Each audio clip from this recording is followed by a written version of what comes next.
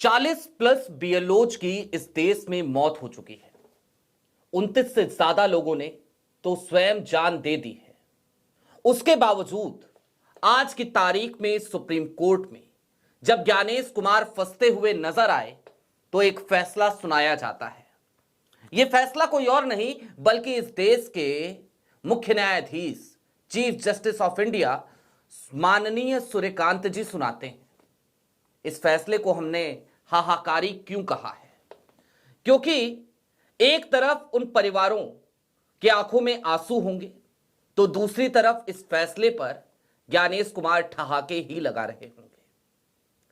इतना ही नहीं, हद की बात तो यह है कि जरा सोचिए, इस तरीके की असंवेदनशीलता आज सुप्रीम कोर्ट में दिखाई दी जिसका कोई सर पैर नहीं हो सकता। नमस्कार, मैं स्वप्निल और आप मुद्दा देख रहे हैं। दोस्तों, आगे बढ़ें उससे पहले वही छोटी सी अपील। मुद्दा इन दिनों एक गंभीर आर्थिक संकट से जूझ रहा है। एक तरफ हमारे मेन बैंक अकाउंट बीते कई महीनों से फ्रीज चल रहे हैं तो दूसरी तरफ हमारे 28 साल पुराने चैनल को हमसे लंबे समय तक छीन के रखा गया था। ऐसे में डे टू डे ऑपरेशंस में मुद्दा को काफी मुश्किलों का सामना करना पड़ता है। लिहाजा आपसे गुजारिश है, यदि आप चाहें, यदि आप सक्षम हो तो मुद्दा की छोटी छोटी मदद जरूर कीजिएगा। इसके लिए आप स्क्रीन पर दिख रहे क्यूआर कोड या फिर के नीचे दिख रहे यूपीआई नंबर का इस्तेमाल कर सकते हैं। दोस्तों, सबसे पहले आपकी स्क्रीन पर न्यूज 24 की एक खबर है। एसआईआर को लेकर सुप्रीम कोर्ट ने आज जो फैसला सुनाया उसे न्यूज 24 ने सुप्रीम मरहम का नाम दिया है। अब ये मरहम है या फिर कि नमक, ये समझना जरा ज्यादा जरूरी है, इसे डिकोड करना जरा ज्यादा जरूरी है। जख्म तो है, लेकिन इस फैसले ने मरहम लगाने का काम नहीं किया, बिल्कुल नहीं किया। न्यूज 24 कैसे लिख रहा है ये वो जाने, मेन स्ट्रीम मीडिया चैनल्स कैसे इसे मरहम कह रहे हैं ये उन्हें पता होगा बेहतर तरीके से। आज हुआ क्या, जरा उसको सिलसिलेवार तरीके से आप जान लीजिए। टीवी के यानी कि एक्टर विजय, उनकी पार्टी की तरफ से आज अदालत में गोपाल शंकर नारायण पेश हुए थे। उन्होंने कहा, हमारे पास 35 से 40 बीएलओ की जानकारी है जिन्होंने अपनी जान दे दी है। ये सभी आंगनवाड़ी कार्यकर्ता और शिक्षक हैं। इन्हें धारा 32 आरओपीए के तहत नोटिस भेजे जा रहे हैं जिसमें कहा गया है कि अगर वे समय सीमा के भीतर काम पूरा नहीं करेंगे तो उन्हें 2 साल की जेल होगी। उत्तर प्रदेश में बीएलओ के खिलाफ 50 एफआईआर की गई हैं और उन्हें यानी कि चुनाव आयोग को इस बात पर गर्व है। जाहिर सी बात है, बीएलओज की समस्या उठा रहे थे गोपाल शंकर नारायण। 50 एफआईआर का इन्होंने जिक्र किया, लेकिन मैं जिस जगह पर बैठा हूं, जहां मीडिया की मंडी सस्ती है, जहां से सुप्रीम कोर्ट भी चंद किलोमीटर के ही फासले पर है, जहां पे डिस्ट्रिक्ट मजिस्ट्रेट के तौर पर कार्यरत कोई और नहीं बल्कि मुख्य चुनाव आयुक्त ज्ञानेश कुमार के सुपुत्री मेधा रूपम है, वहां पर अभी तक 67 एफआईआर दर्ज कराई जा चुकी है। और ये आजकल की खबर नहीं है, बीत गया समय। 1 हफ्ते 1.5 हफ्ते बीत गए, तकरीबन 1 हफ्ते तो बीत ही गए। 60 बीएलओज पर, 7 सुपरवाइजर्स पर। बगल में एक जिला है गाजियाबाद, 20 से ज्यादा एफआईआर, 2 दर्जन से ज्यादा एफआईआर, 20 छोड़िए 2 दर्जन से ज्यादा एफआईआर। एग्जैक्ट संख्या मुझे नहीं पता है, शायद 26 या 27 की संख्या होगी। इतने एफआईआर, इतने मुकदमे वहां पर एसआईआर की प्रक्रिया में लगे सरकारी कर्मचारियों पर दर्ज कराए जा चुके हैं, वहां पे जिलाधिकारी के जरिए। और पूरे उत्तर प्रदेश में इस तरीके की खबरें लगातार आ ही रही हैं। और सिर्फ उत्तर प्रदेश की बात नहीं है, ये पूरे देश की बात है। बीएलओज को किस तरीके की समस्या हो रही है, आज जब सुप्रीम कोर्ट में ये मसला उठा, टीवीके ने उठाया और ये निवेदन किया कि भाई समय सीमा जो आपने दी है, अगर उस पर बीएलओज काम नहीं कर पा रहे हैं तो कम से कम उनके खिलाफ कोई कानूनी कार्रवाई ना हो। तो पता है सीजेआई सूर्यकांत ने क्या कहा? उन्होंने कहा, देखिए ये कानूनी प्रक्रिया है तो इसे करना ही होगा।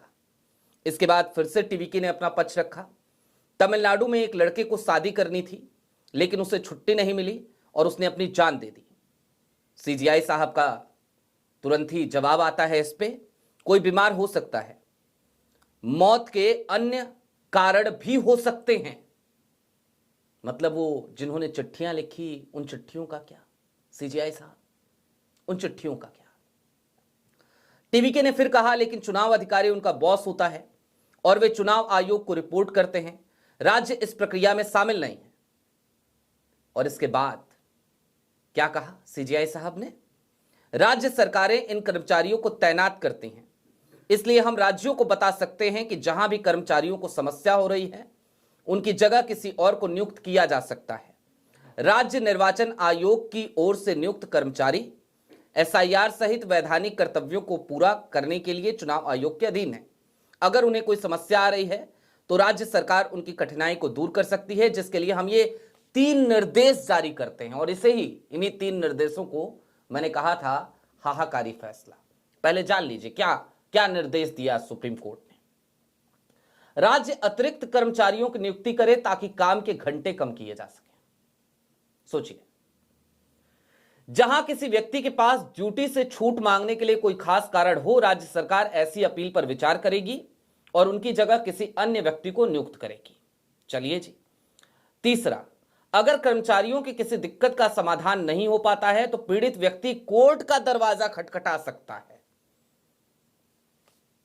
पीड़ित व्यक्ति कोर्ट का दरवाजा खटखटा सकता है। यह निर्देश राज्य को दिए गए, लेकिन ईसीआई से क्या कहा पता है आपको? इलेक्शन कमीशन ऑफ इंडिया से, ज्ञानेश कुमार से, उनको कोई निर्देश नहीं दिया गया ना, एकदम नहीं। कैसे दे सकते हैं? ज्ञानेश जी को कोई निर्देश नहीं मिला। ज्ञानेश जी फंस रहे थे, लेकिन कोई निर्देश सुप्रीम कोर्ट ने जारी नहीं किया। उनसे तो निवेदन किया गया, ऐसा लगा। सुप्रीम कोर्ट निवेदन करता है क्या? भाषा निवेदन वाली थी। सीजीआई ने कहा कि डेडलाइन पर पुनर्विचार किया जाए, बस पुनर्विचार किया जाए। यह बात आज भी मौखिक रूप से कही गई, 2 दिसंबर की तारीख को भी कही गई थी, और बस इतना ही। अब पुनर्विचार आप करें, यह सुप्रीम कोर्ट कह रहा है।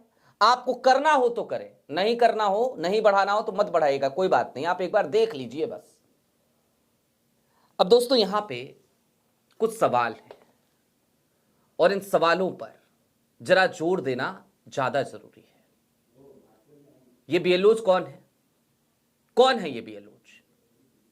इस देश के, इस समाज के नागरिक नहीं है क्या? मैंने इससे पहले भी एक बार पूछा था, किसी और गोले से आते हैं क्या ये, या फिर घुसपैठिए हैं क्या ये? कौन है ये बीएलओज? इस देश के नागरिक नहीं है? अगर हैं तो उनकी सुरक्षा की जिम्मेदारी, उनको जिस तरीके से मानसिक प्रताड़ना से गुजरना पड़ रहा है, उससे उन्हें बचाने की जिम्मेदारी क्या इस देश की सबसे बड़ी अदालत की नहीं है? लेकिन अदालत का आज का जो फैसला है या जो 3 निर्देश हैं, ये राज्य को दिए गए। और राज्य को जो निर्देश दिया गया वो हाहाकारी क्यों है, हंसने वाला क्यों है? मुझे ठहाके लगाने का मन कर रहा है। ज्ञानेश कुमार बाद में लगाते रहे ठहाके। कहां से लेके आएगा राज्य? अतिरिक्त कर्मचारी कहां से लेके आएगा? सबको लाकर के ज्ञानेश कुमार को सौंप दे, कहे कि जाओ सब लोग यही करो, ना स्कूल चले, ना अस्पताल चले, कुछ ना चले, सब बंद कर दो। राज्य के पूरे सिस्टम को, पूरी प्रशासनिक अमले को कोलैप्स कर दो, सब खत्म कर दो, सबको कह दो एक ही काम करना है। ज्ञानेशादेश आया है कि एसआईआर समय सीमा पे पूरा होना चाहिए, तो सब लोग एसआईआर में लग जाओ और सबको फॉर्म थमा दीजिए। यही चाह रहे हैं क्या ज्ञानेश कुमार? और यही कहना चाह रहे थे क्या आज सीजीआई सूर्यकांत? क्योंकि जिस तरीके का फैसला सीजीआई सूर्यकांत की अदालत से निकला, वो कहीं ना कहीं इसी बात की तस्दीक करता है। दोस्तों, चलते चलते कुछ चीजें और समझने की जरूरत है। आप क्या अपने बीएलओ से मिले हैं? एक बार मिलिए, बात कीजिए, आपको पता चलेगा वो आज की तारीख में किस तरीके की परेशानियों से जूझ रहे हैं।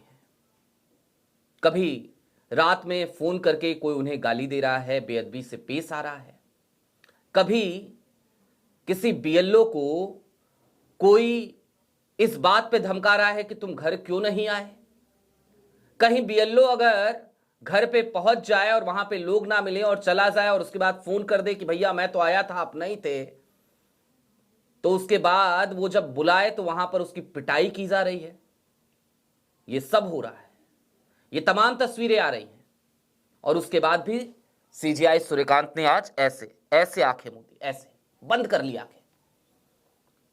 वो है ना गांधी जी के 3 बंदर, बुरा ना देखो, बुरा ना सुनो, बुरा ना कहो। तो सीजीआई सूर्यकांत ने उनमें से ऐसा लगा जैसे सिर्फ और सिर्फ एक सिद्धांत लिया कि देखना नहीं, हो रहा है तो होने दो, जो चल रहा है चलने दो। आज सीजीआई सूर्यकांत यही करते हुए मुझे नजर आए। लेकिन दोस्तों, ये निश्चित तौर पर बेहद ही अजीब सी स्थिति है, जहां पर सुप्रीम कोर्ट को, देश की सबसे बड़ी अदालत को संवेदनशीलता दिखानी चाहिए थी। वहां पे आज की तारीख में एक ऐसा फैसला हमको सुनने को मिला जिसमें सिर्फ और सिर्फ असंवेदनशीलता थी। कायदे से सुप्रीम कोर्ट चाहता तो वो ज्ञानेश कुमार को, ज्ञानेश कुमार के आयोग को यह आदेश दे सकता था कि आप अपनी डेडलाइन बढ़ाइए, निर्देश दे सकता था आप अपनी डेडलाइन बढ़ाइए। आज की तारीख में उत्तर प्रदेश में चुनाव नहीं है, पश्चिम बंगाल में भी चुनाव होने में अभी वक्त है, 1 महीने का अतिरिक्त समय भी दिया जा सकता है। लेकिन फिर भी वो समय देने की बजाय कह दिया गया जरूरी काम है, राज्य अतिरिक्त कर्मचारी दे। अतिरिक्त कर्मचारी राज्य कहां से देगा? नए लोगों की भर्ती करके अपने खजाने खाली करा ले, या फिर कि राज्य एक काम ये करे कि अपने सारे अमले को एसआईआर के काम में लगा दे और पूरा सिस्टम, पूरा एडमिनिस्ट्रेशन उसको कोलैप्स कर दे। और कोई ऑप्शन तो राज्य के पास आज की तारीख में माननीय मुख्य न्यायाधीश ने छोड़ा ही नहीं है। आपकी क्या राय है हमें कमेंट बॉक्स में जरूर बताइएगा। अभी के लिए दीजिए इजाजत। चलते चलते फिर वही अपील, चैनल पे नए हो तो सब्सक्राइब करते हुए जाइएगा, सक्षम हो तो छोटी छोटी मदद मुद्दा की जरूर कीजिएगा। बहुत शुक्रिया।